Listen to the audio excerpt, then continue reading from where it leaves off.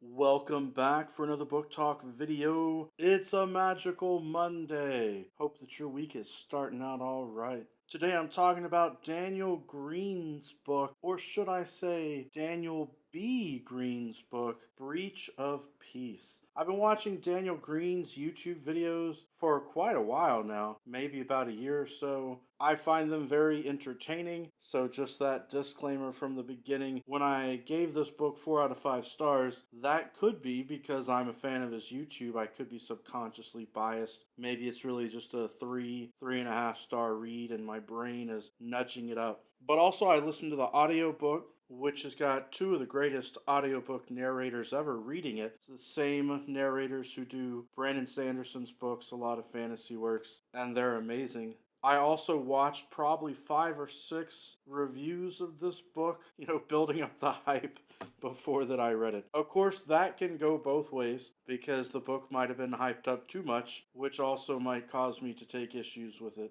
So I'll just say from the get-go, I think it's great to support fellow YouTubers and indie writers, and so I recommend buying the book, whether you want to get it as an audiobook now, which is available, or wait until the end of March / beginning of April when you'll be able to get a physical copy of it or the release of the ebook. Either way. But I will nitpick. I will go ahead and talk about issues that I had with the book. So I'll start out by saying it's really interesting. It's fascinating.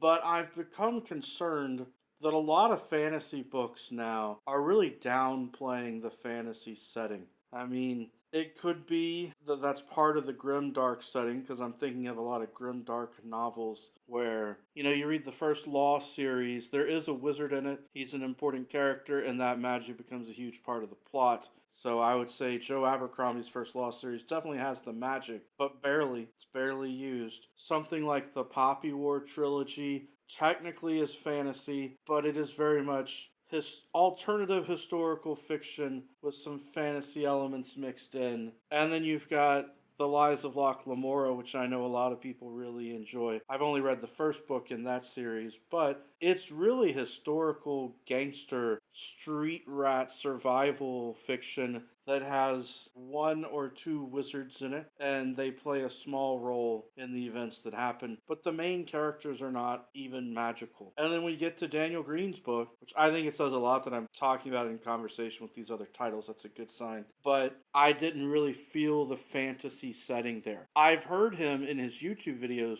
talk about a setting. I know what he says he's doing with the series, but actually coming across on the page, because he doesn't do a bunch of info dumps and descriptions of the world setting, you don't get that world building. So the stuff that I know he has said as part of the setting doesn't actually appear in the novel yet, because these are novellas that are supposed to take place before his main book series. So what's actually there in the book is reference to creatures that are called demons. You also have the police officers who, as agents of the government, are agents of a god being that the people seem to believe in. The society has given itself over to this god. The only thing is, there's no evidence that this god being exists, as far as I'm concerned in this story. It could just be the people's fanatical belief system. It could be a myth, it could be a lie, who knows? Because it doesn't really factor in directly. It's just there. That, yes, supposedly there's a god being that establishes the authority chain of command. So it is considered a fantasy novella, but I didn't really see those fantasy elements in it other than perhaps a supernatural demon type of creature somewhere.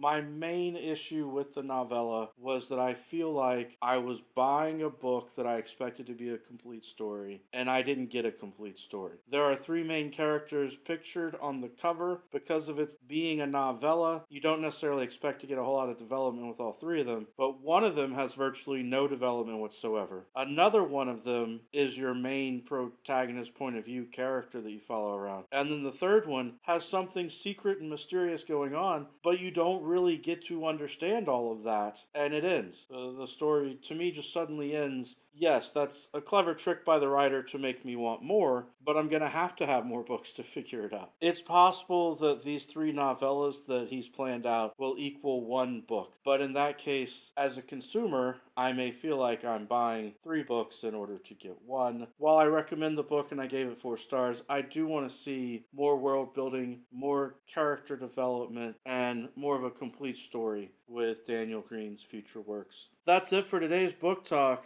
Every day is a good day for a book talk. Peace.